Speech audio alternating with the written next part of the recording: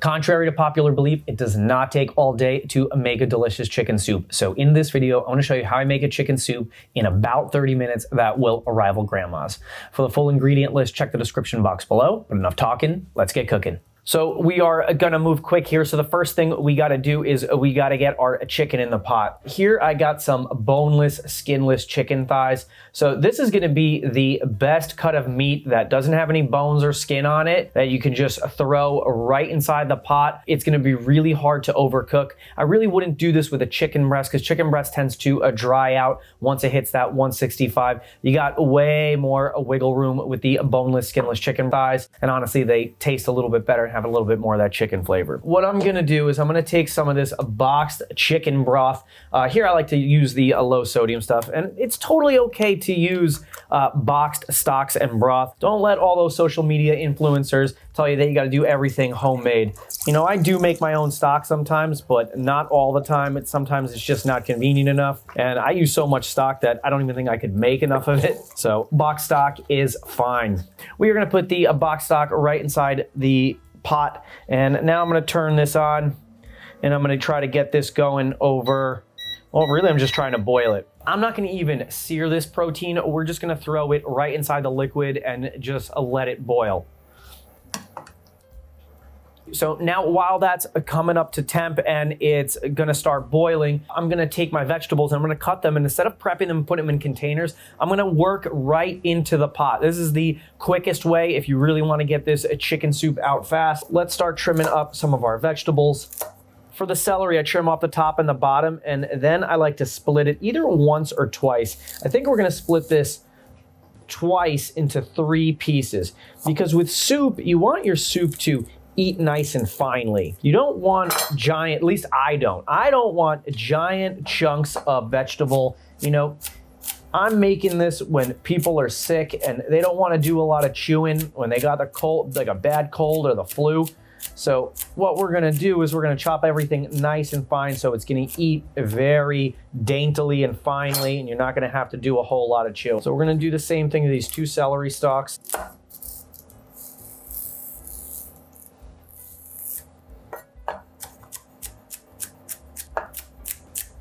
And a lot of times when I'm cooking, if I need 1.5 celery stalks, because that looks like about as much as I really want to put in there. I think this might be too much. I just take these and I snack on them while I'm cooking.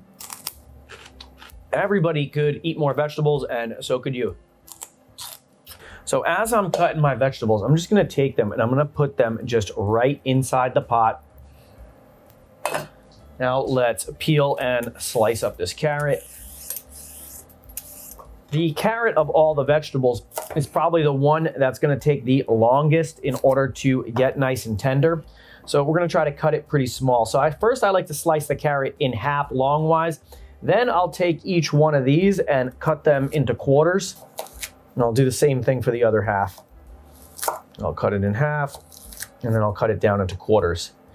In carrots, just like the celery, you can just stack all the cut quarters all next to each other, and they'll cut really easily. Carrots and the celery, they grab the knife really easy. They don't move around too much. I can use my claw grip. Maybe I don't have to, but you can see that really easily I can cut this all together. And that's what makes this recipe really fast too, is that I already have all this stuff on hand all the time, and it's really easy to cut these all down. So again, carrots all cut right inside the pot. Soup is a great way to use leftover vegetables. So here I got an onion that I used on a burger the other day. This is gonna be great to chop up and throw right inside the soup. And here I got these little cherry tomatoes that are starting to go a little too ripe. You can start to see that they're a little wrinkly. A lot of people would call this rotten. This is not rotten. You just have to do other things with it. Maybe this isn't gonna hit the salad, but I like just a tiny little bit of tomato in my chicken soup, and these are the perfect little tomatoes, and this is the perfect application for them so we don't waste them and so they don't end up in the trash. So here I'm gonna cut my already cut onion. It's got a questionable middle, so we're gonna pop that out. And so now this isn't a whole onion, so I gotta be a little bit more creative as I'm cutting it. So I'm gonna cut it this way, then we're gonna cut it this way, and now we're gonna cut it this way. This has come up to a boil, so let's reduce the heat a little bit and just keep that on a simmer. The chicken only needs to boil for about 20 minutes. So that's really the only thing I gotta keep track of as far as time. So in about 20 minutes from now, that's when I'm gonna pull the chicken, but while I'm doing that, I'm just gonna keep prepping my vegetables and everything else for the soup and keep throwing it right in there. Back to our onions. So cutting this nice and small. The onions of all of them get the softest, so it's hard to even notice that there's onions inside the soup because they get so soft once they're boiled pretty good. And right now we haven't even done much. I just threw like some carrots, some celery. I'm just even throwing the onions in there. The boxed broth and the chicken. It already smells like wonderful chicken soup. And you can see like this onion's got some layers that just starting to rot a little bit. That's okay. We don't got to throw the whole onion out. I think that's why like onions were even conceived like this by nature. They have these like nice layers. Like sometimes some of the layers go bad and sometimes the others don't. And then you can use them. So now for these tomatoes, what I'm gonna do is I'm gonna slice each one of them in half. And now into my scrap bowl, I'm just gonna take the tomato and squeeze the seeds out. You don't want the seeds inside of there, but we do want the tomato flesh. So with each one of these, I'm just gonna give it a little squeeze and squeeze out the seeds. A lot of times you don't see tomatoes inside a chicken soup. This is how my mom made it. So like this is a comfort food, and I think everybody defaults to like whatever their like mom or grandma did when they were taking care of them, or whoever was taking care of them when they were sick. And that's the kind of soup that they're looking forward to. So I've kind of continued that. Oh, squirted all over my apron. I kind of like continued that by putting just a little bit of tomato. And this is exactly how my mom used to use the tomatoes. Like whichever ones were just like starting to get like a little wrinkly, they're going inside the chicken soup. Sometimes that's even a good reason to even make chicken soup. Who says people got to be sick before you start making chicken soup? So the tomatoes are gonna almost melt, but we're just gonna give them just a little bit of a slice. So with each one of these, I'm just gonna slice it in half and just dice it once or twice.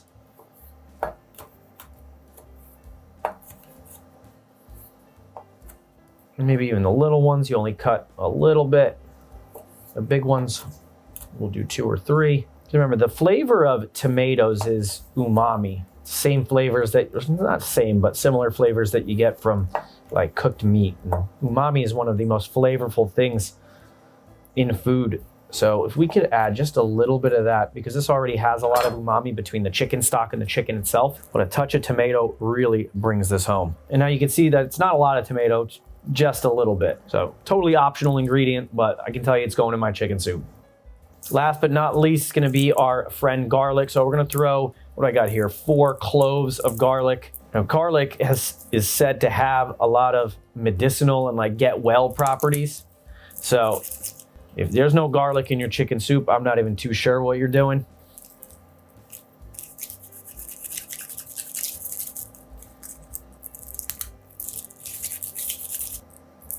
These cloves are small, so let's add another one. We'll go 5. Now we're gonna smash them and then mince them down.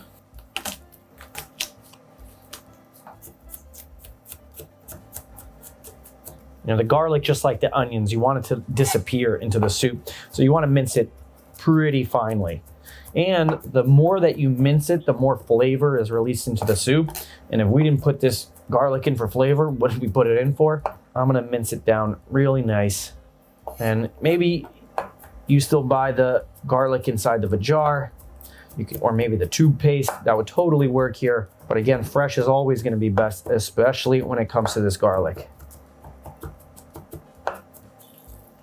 So in goes a generous portion of garlic.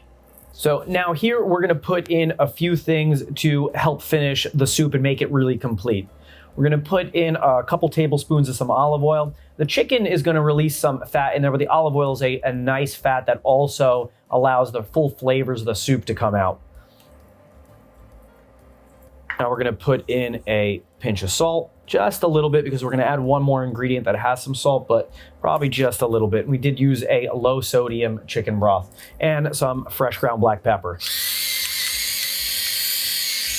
Here we're gonna add a dot of some white wine vinegar. So acid enhances flavor just like salt does. So we don't need to put a lot of it, but just a little bit. If you don't have any vinegar, a little bit of lemon juice will work here too, but just needs just a little acidity to get the flavors going. So at this point, we're gonna want to save some time and add some flavor. So we can go one of two ways here. So here we can use some chicken bouillon powder. So this chicken bouillon powder is just concentrated flavor in a powder form. This is a very similar product, but in a paste form. I prefer the paste, and because these things will last forever, and I already got this open. So we're gonna go with the chicken bouillon paste as I already have this open. So we're gonna put a spoonful of this inside the soup and really enhance the flavors of this thing.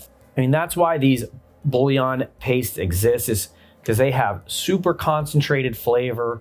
And so you can make like a soup or a stew and really get some flavors going without having to cook this thing all day long. And we don't have all day long. Everybody's sick and they want their soup. And once that goes inside the hot liquid, it just melts right into the liquid in a second.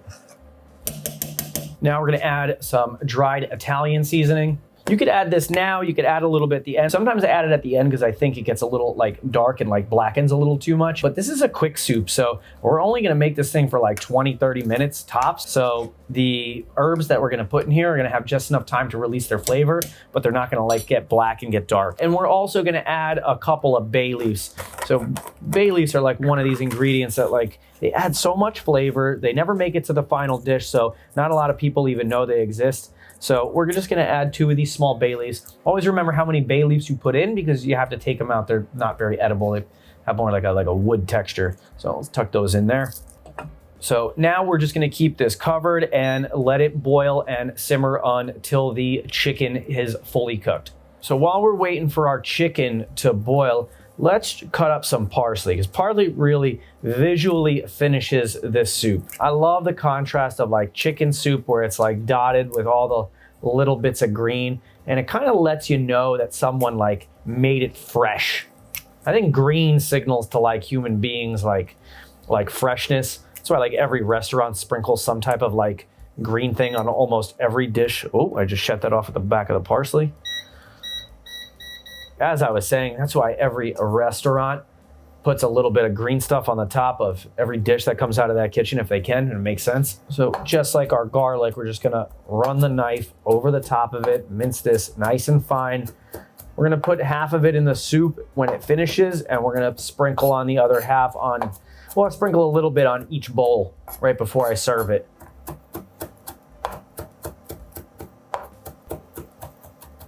So this has been boiling for about 20 minutes, well, at least the chicken has. We're gonna continue to simmer the rest of the soup. But now I'm gonna pull out just the chicken thighs, put 3 in there, so I gotta pull 3 out. There's 1. And you can see how like it's cooked, it's already fallen apart. And if any of like the vegetables come along with it, that's okay. We're gonna put this all right back together. I'm trying not to take too many, but if a carrot sticks to it, no big deal. Good. So we're gonna cover this and we're gonna let that continue to simmer. We're also gonna let this chicken cool down a little bit before we shred it. So while this chicken is cooling down, we're gonna go ahead and we're gonna throw our pasta in. So you can use a lot of different kinds of pasta. You can go noodles, you can go pastina. Here I'm gonna go orzo. I really like orzo because one, just like the vegetables we cut up, it's small, so it eats very finely. There's no noodles falling off your soup while you got the flu. It also seems to hold up well to the broth. One of the issues with making pasta in soup is the soup will continue to get the pasta wet and then it'll get mushy. Orzo seems to have this like property where, I don't know if it's the shape of the pasta, but it seems to hold together a lot better and it doesn't get so soggy and it doesn't get so mushy. So remember, pasta expands when it cooks, so we don't need a whole lot of it. And I'm not gonna be too exact when I'm measuring it. I don't know, maybe I'm gonna put in 2 handfuls. Maybe it's like a half a cup, maybe a little bit more.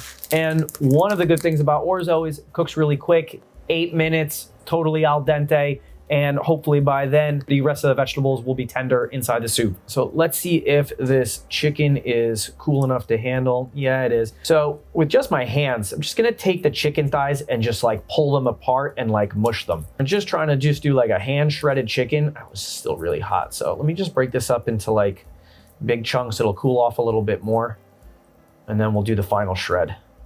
So this is also a whole lot quicker than like if we did like a traditional chicken soup and we started either with like a whole bird or like bone-in, skin-on version of any cut of chicken. you're gonna have to pick all around the bones. You gotta make sure no cartilage gets in there. You gotta take the skin off. Since this is boneless, skinless, you can work so much faster. And like I said, you can use chicken breast if you want, and the chicken breast will shred nicely, but I think it's not gonna be as flavorful, and it might get a little stringy and dry because you want some wiggle room with all of this, because you gotta make sure the vegetables get cooked fully. So if this needs to cook for a few minutes longer, and those vegetables are in there and the chicken's in there with it, then maybe, it might dry out. But the chicken thighs, man, they get such wiggle room with how far you could take them before they get dry. And that's just the extra fat content in there. Also too, I'm a dark meat kind of person. I just like it. It just tastes a little bit better. Chicken breast just has a less of a flavor. Dark meat's got more like chicken flavor to it. And when I eat chicken soup, my favorite part is like getting like a nice chunk of like dark meat when it's made like traditionally. So this way, every bite's gonna have that. And so I'm just gonna keep just, again, mushing it. You could do this faster like I've done before with the paddle mixer, but the whole idea behind this recipe is that it's quick. And also too, you could see, I'm only making a small pot. I'm not doing like big chicken soup where I'm gonna make batches of it and then freeze it. This is trying to happen quick. In fact, last week, my daughter and my wife, they both had the flu, and I made this exact soup and got her a bowl of soup in 30 minutes, even though we didn't have any. Probably would have been faster to defrost it, but we already ran through our chicken soup. It's been quite a winter. And so here I'm just looking for any big chunks that I may have missed. Pretty good. I don't think there's any outrageously big chunks in there. All looks pretty shredded and good. So now, while that pasta's finishing up cooking, we're gonna take our chicken and we're gonna put it right inside the soup. And look how much chicken we got. I'm big on protein, so maybe this isn't your thing and you want chicken soup with less chicken. That's not my chicken soup. My chicken soup's gonna be high protein, because if we're eating this when we're sick, we gotta make sure we get our protein in. Look at all that chicken going in there. And now we're just gonna wait for that pasta to finish cooking, the chicken to come up to temperature. So hopefully this all happens together while the vegetables are all perfectly tender as well. So we gave that another 2 minutes and this pasta is good. Let's turn down the temperature here. We just gotta add, actually before we add the parsley, let's pull out those bay leaves. I can see one sticking out right here. And the other one we're gonna have to do a little bit of a search for. Let me know when you see it. Look how hearty this soup is as we're looking for our final bay leaf. Oh, there she is. So now everything in here is done cooking. We don't need any heat. We're gonna take a nice big pinch of that parsley and throw it in. I'm gonna give that a mix. And now this soup is done. I mean, if you serve it like this, it's scalding hot. So I would give it a few minutes before you gave it to anyone.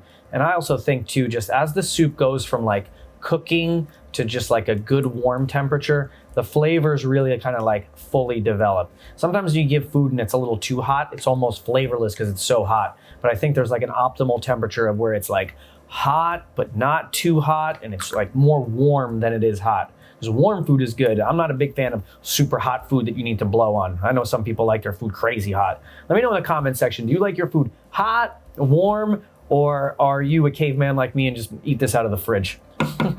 So now let's take a look at this soup. I mean, look how hearty that this soup looks. Beautiful, delicious broth loaded with chicken. Like I said, I'm a big protein guy. The nice little bits of pasta. It doesn't look like a giant bowl of pasta. Sometimes I don't like when I get chicken soup and it just looks like a bowl of pasta with broth and like a couple little vegetables. Like, this is what I want it to look like. Look at this beautiful chicken soup. That was like 30 minutes. That was easy. And like I said earlier, if you really want to go the extra mile, take just a nice little pinch of parsley and just like you would salt, nice and high, let it cascade down. And just that little pop of green color really lets whoever is getting this bowl of soup know that you really care about them and that this is super delicious and fresh. They don't need to know it took only 30 minutes. You could tell them it took all day. This soup looks absolutely fantastic. I can't wait to try it, but it just needs one more thing. I don't know where you're from or where you're at or where you're watching this video, but where I'm from, we put Parmesan cheese on top of soup. This chicken soup would not be complete without this shredded cheese. I think this adds a really nice touch, and in fact, it is an essential step in order to have a complete chicken soup. It really brings it home, and this is just how I ate it when I was a kid.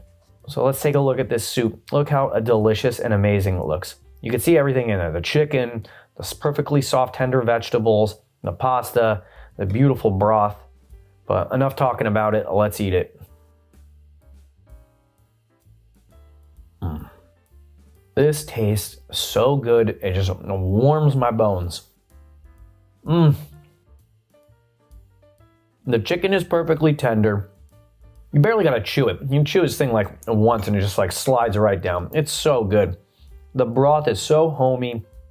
It's got layers of flavor. And like, look at that little tomato right there. That's just like the skin of the tomato that I threw in there. It almost like melts into nothing and just turns into like a little yummy red dot. When I'm eating, I'm always worried about like protein content. Not now. I'm looking at this soup. This thing is loaded with chicken. And again, I want to see chicken soup should look like a couple things. It should look, one, it should look like soup. There should actually like be broth in it. Two, it should be pasta and chicken, and you should be able to see both. You shouldn't be looking like, hey, where's the pasta? Where's the chicken? I think most of the time people don't put enough chicken and they put way too much pasta. But if that's your thing, and that's how you want to cook, more the power to you. Well, this is so good and so delicious, and it was so quick. Now, I'm not saying that this is the best way to make chicken soup. I'm saying this is a really fast and a really good way. And if you put this up against all day chicken soup, it'll do pretty good. I'm not even sick, but I feel better after eating a couple spoonfuls of this soup. If you like this video, don't forget to subscribe to my channel, hit the like button on the video, get the notifications on if you want to find out when I drop new videos. And if you want to see another soup video, check out my beef and barley soup. That is a really awesome cold weather soup that you should add to your soup arsenal. I will see you there. Thanks.